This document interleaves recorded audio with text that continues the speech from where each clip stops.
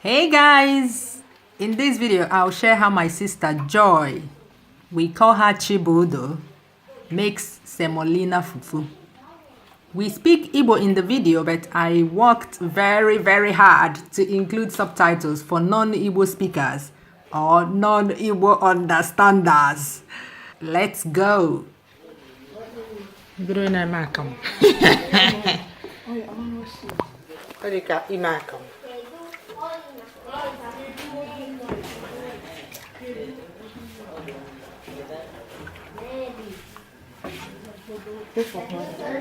So this consistency key, I want to shift. You can decide not to put water first and put semo, then you just say water. Anyhow, just going out by the account. Could you take a day in the for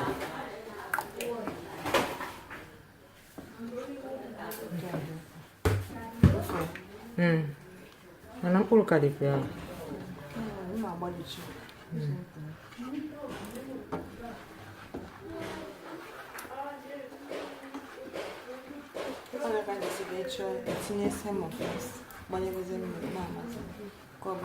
This one is still good. So, on our dry. That's on our Africa. We get you up for some time.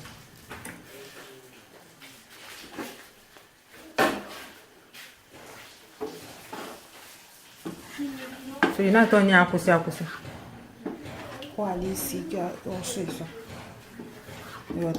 And don't borrow now, but it's on your bump. Boy, I fought when you make a bump. Are you sure?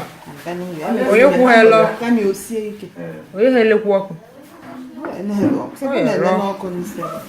But so keen, I mean, I don't go yesterday. Yeah, lock, or you reduce or call your Lena. Or you reduce or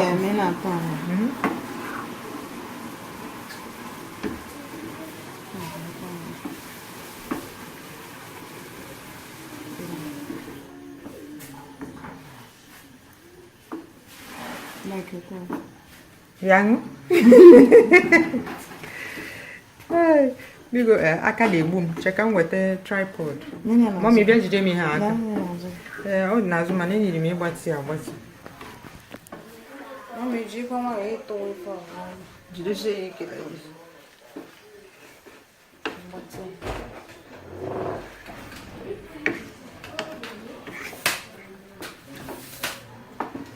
Oh, for cover go get on, I forget on now.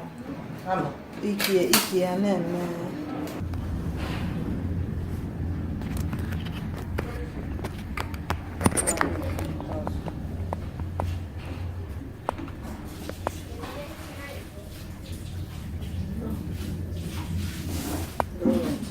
Government.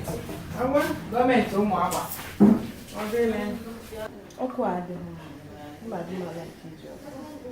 you need the high heat. I can miss it.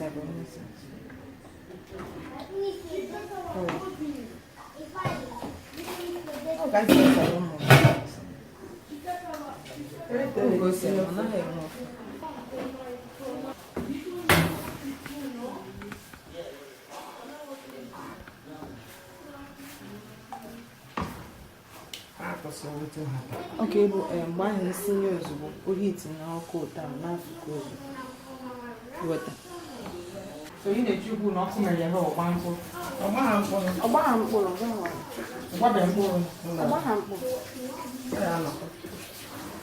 no need your cocoa and fish.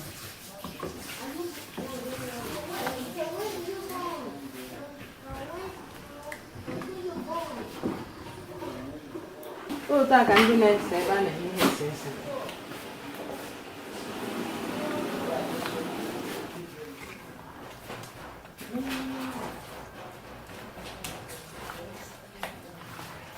Now for talk. Ah, no, the money give different me and never not on because of me, we can see no, also, the we didn't find. Nina messing, they might have messing. 1, 2, 3.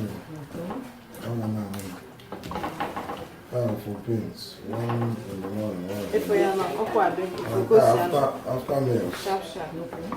What's it? What do I promise? Nah. Where if I can make video? That's a problem. With this one, Mama. What one? Yeah, I work out tomorrow. I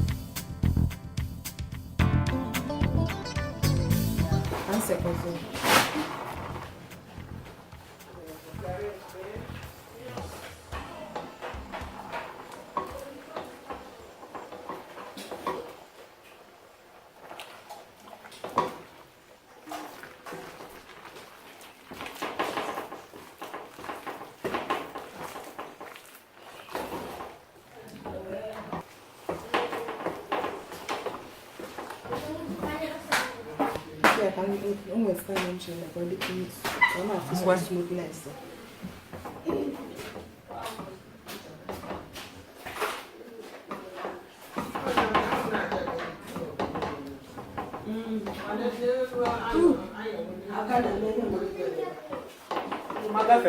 Betul. Tempo wow. Uta kan se masa. Manko. Metu de se mundi. Meso.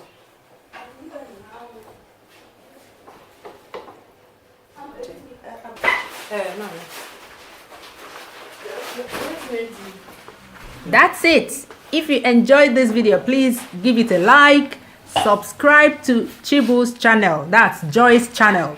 She's sharing how she sews clothes right here on YouTube.